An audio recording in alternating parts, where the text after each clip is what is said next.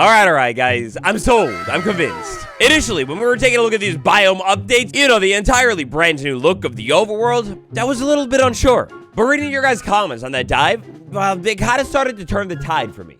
So that, combined with all of the tests that I've been running with these visuals over the past week or so, and you know what?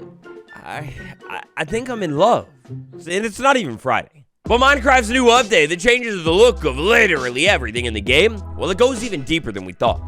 Grab a cup of tea, mix it with some Monster or something, and let's take a look.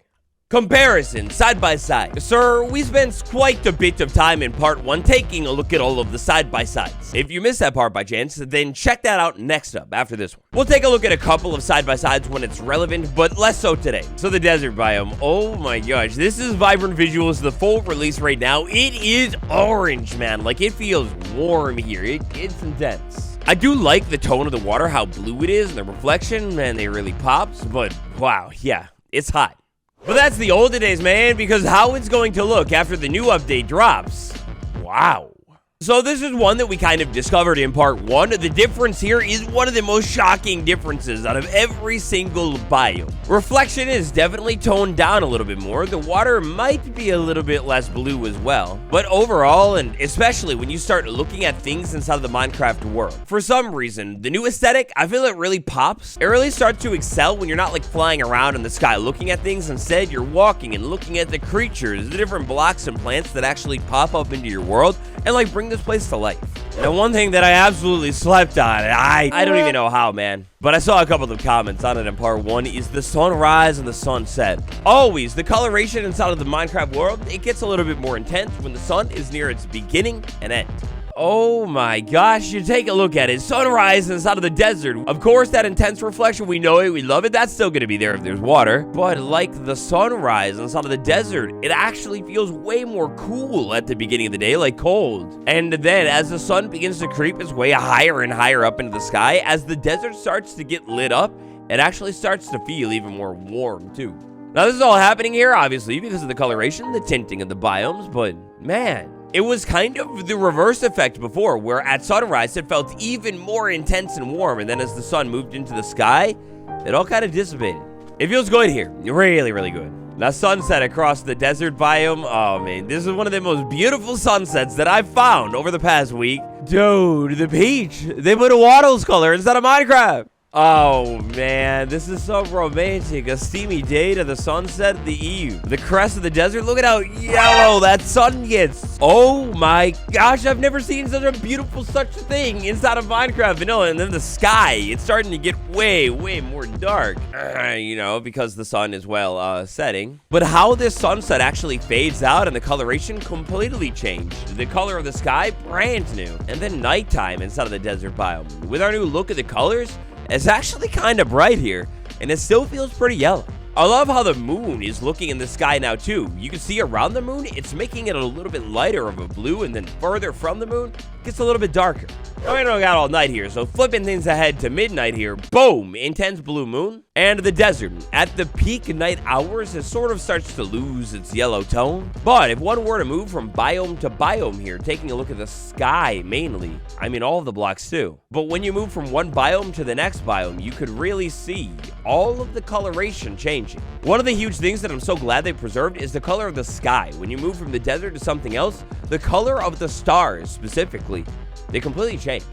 And whoa, we take a look at how the warm ocean biome looks at midnight too. All right, so moving on from the desert biome to the warm ocean biome here. This stuff looks really, really good. One thing that we didn't check out too much in part 1 is the look of under the water. Under the water here, I think the look of things has changed, but only our changes under the water are a little bit less noticeable than they are up on the land.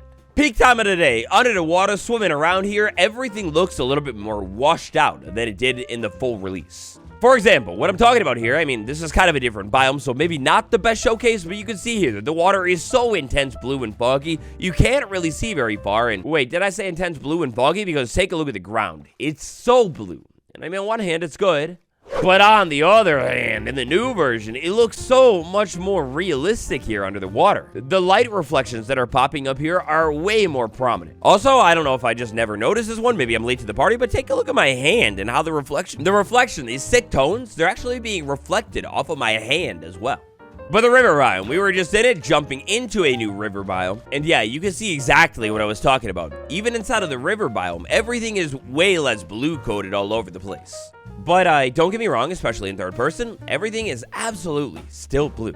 This new look of under the water is top tier. It's beautiful, and you can see so much better now. I love it. Honestly, the water was so foggy before, it was kind of hard to see anything underneath. Different biomes at different times of the day. So look here, this is not the biggest plains biome in the world. I've seen larger, but at noon, the plains biome looks actually so much better than how it looked before. This looks way more like actually default vanilla Minecraft, which is kind of funny because yes, I know, vibrant visuals is always default Minecraft, but it's even more default now. Now we're gonna take a look at the sunrise, sunset in every single biome, but I figure we gotta take a look at it in the defaults. I always feel like the plains is sort of a neutral biome. Taking a look at the sunrise here, I mean, yeah, it's beautiful. Like, you don't get me wrong, a sunrise is a sunrise. It's gonna be stunning no matter what, but compared to the desert biome, I mean, I like how the light is washing in here, spilling a little bit of fade all over everything, but the desert was a little bit more beautiful. Probably the best thing about a sunrise inside of a plains biome is, well, the gentle coloration and the reflection inside of the water. This is maybe the most realistic looking reflection out of every biome that I've checked out. As the sun creeps higher up into the sky, I like how you can see a little bit more detail on it, like the separate boxes, but yeah, that was the sunrise. Oh, now the one that I think is a little bit more beautiful here is the sunset. Taking a look at a sunset inside of the plains biome, we get even more of that pink tone again. The devs, oh, you're too kind. You didn't have to do that to me.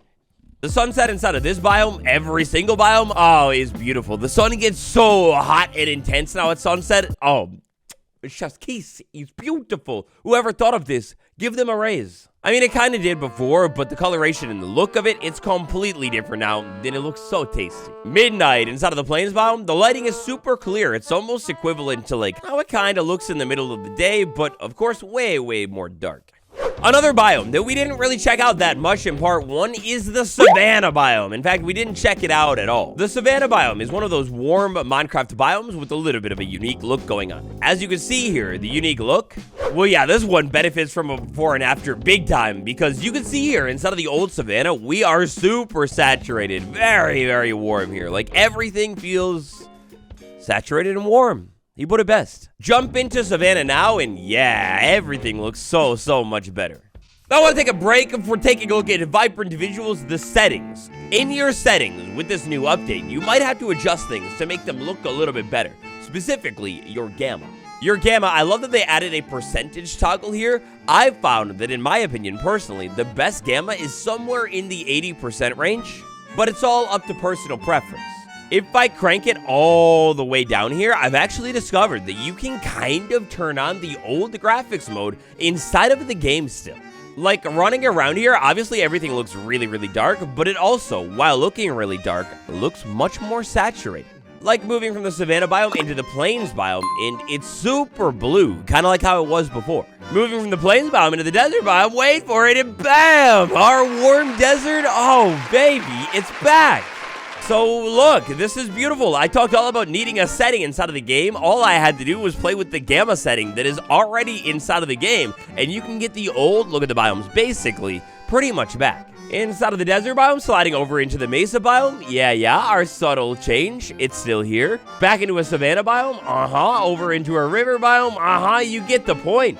So that is beautiful news, and I'm sure is going to be a thing that doesn't really go away. Just turn your gamma all the way down or further down, lower end, and it gets a little bit more saturated. If you turn it all the way up, hey, well, this looks really bad. It's like really washed out. Not critiquing it or anything like that. Like, this is literally what it's meant to do, the setting, but yeah, so don't play with it like this.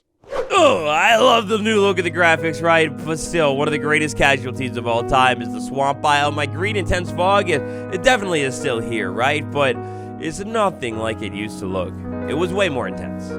The sunrise inside of the swamp biome, though, is admittedly pretty beautiful. So of course, the sunrise is only going to look even better if you find a biome with a lot of water, kind of like the swamp. As the sun begins to creep up into the sky, our green lighting is going to slowly get a little bit more green and intense. I like it. I mean, I don't have too much to say about it. It's nice. I like the light rays that you can see popping up because the fog is so thick inside of the swamp biome. But like, it's nice, man. I miss the old green, right? I'm not the only one, right? High noon, middle of the day here, the green haze. I mean, again, still prominent here, mainly because of the coloration of the sky, but way less popping than it used to be.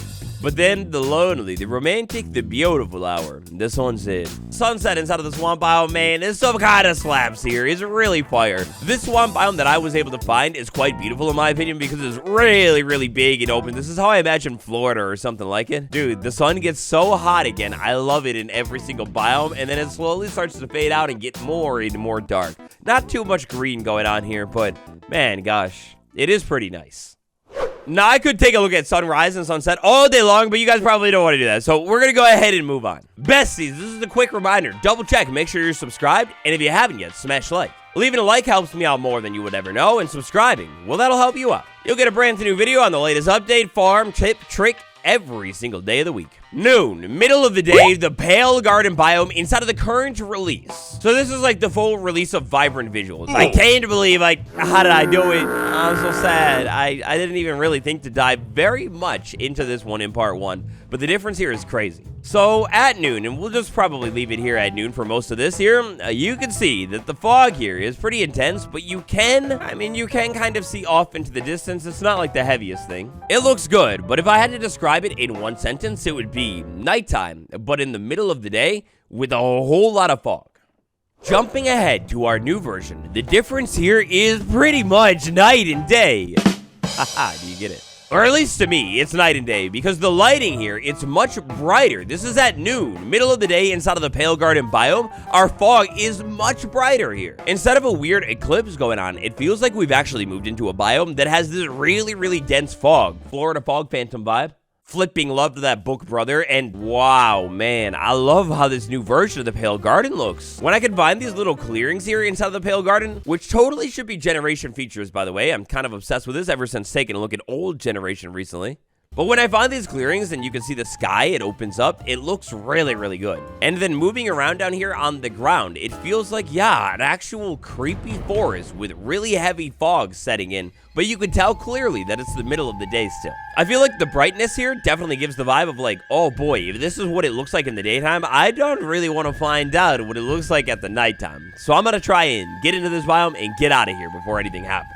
But while we're talking about it, midnight inside of the Pale Garden biome, to me, midnight inside of the Pale Garden biome, how it will be looking very soon is basically how it looked midday in the old version. The fog is really gray, it's all super dark, and jumping around down here on the ground, man, with our new, less saturated look of everything, it feels so much more like a horror game now. Like, dude, the orange in the distance, the creaking. Oh, ain't no way. Take me home. Mom, come pick me up. I'm terrified.